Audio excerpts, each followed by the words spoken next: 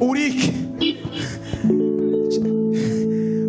iyo nanezerewe azamapfuka umukamariba y'indirimbo yewe wa musozi we jufata umwanya wiyarare maze usenge sukamaganya y'umutima imbere y'Imana yawe yibwire byose ku murongo ibikugoye Imana iragukunda ntabwo izagorana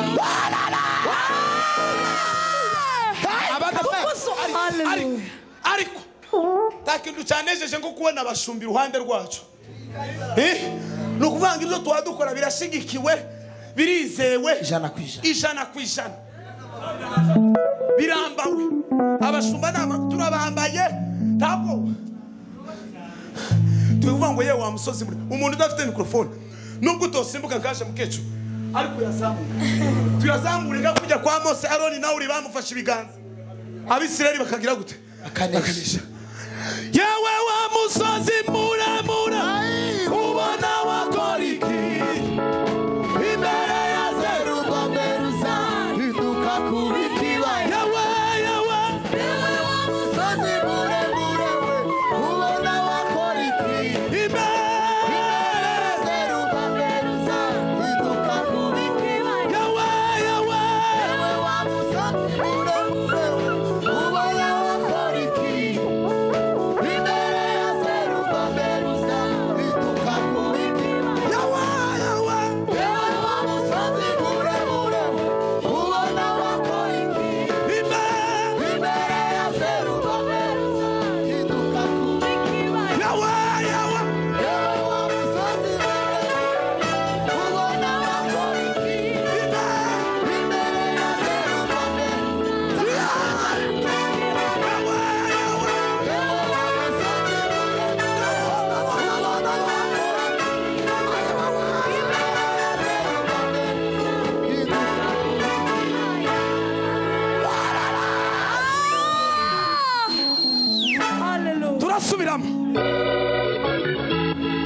Bana sifiwe.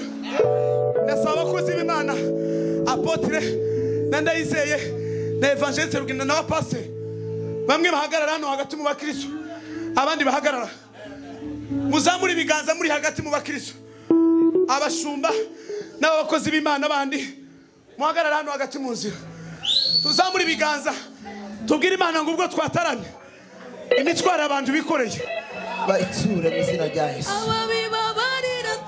Bwana sifiwe. Hari cyo haumva mu bugingo. Hari imisozi hahiriduka. Bana himbaza. Yeme twoza muri biganza.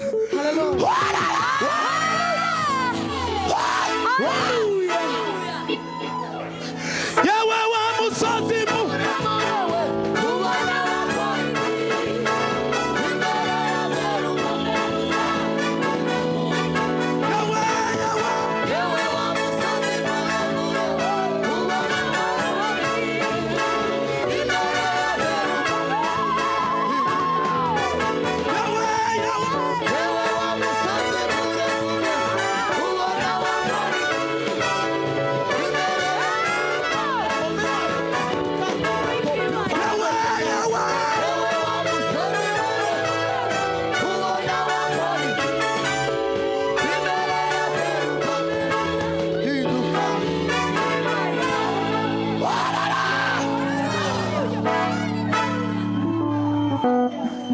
Bwana sifiwe.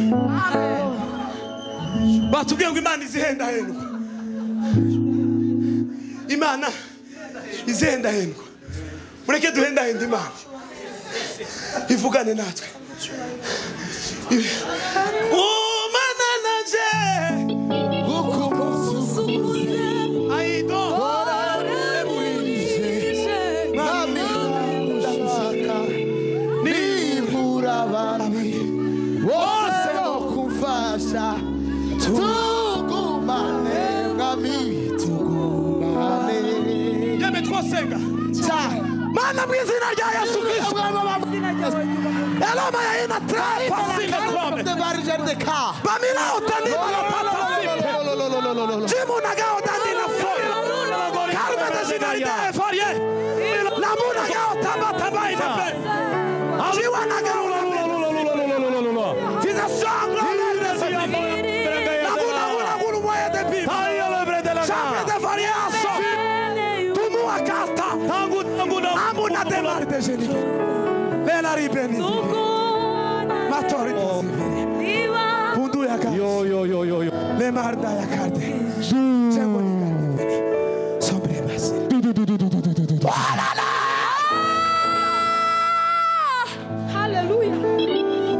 tugiye kwinjira mu mwanya wo guhudumira mu mukunga.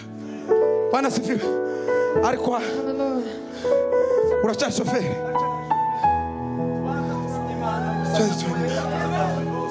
Bwana sifiwe. Hallelujah. Nibi naza mbabwira. Muze tumureka turamye bikora ku mutima w'Imana. Ikinyamurenge n'ibindi by'imico bitwazarije ku ruhande. Nubwo Satani. Bwana sifiwe sana. Ini haivuga evangelist. Hallelujah. Zerubabeli niki hari abakristo benshi hari abahabe basubira kandi kubazira. Zerubabeli ninde imisozi miremire ni yihe? Hoduma yabivuze imisozi miremire ni umwuka wa shitani, ni shitani. Gutunga shitani mu kanwa ni ugutunga ubwoko bw'imisozi. Umuhungu wahamagabo indi misozi yose zayika Zerubabeli Hallelujah.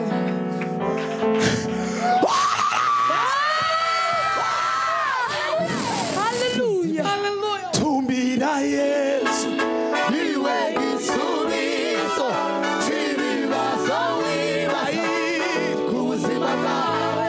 Tumbira Yesu, tumbira Yesu, tumbira Yesu ku buzima bwawe. Tumbira Yesu, tumbira Yesu, tumbira Yesu.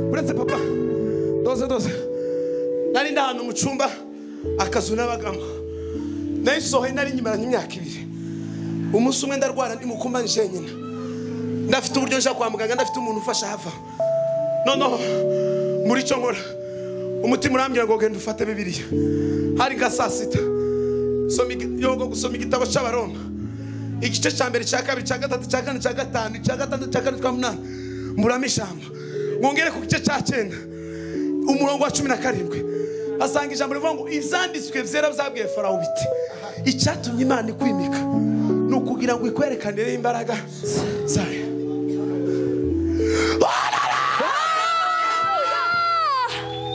Niwe ijambo ryaje rivuga ngo amari urira none nibwo buhamya bwawe bw'ejo. Tumbira Yesu iwe gisubizo cy'ibibazo wibaza ku buzima bwawe. Tumbira Yesu, tumbira Yesu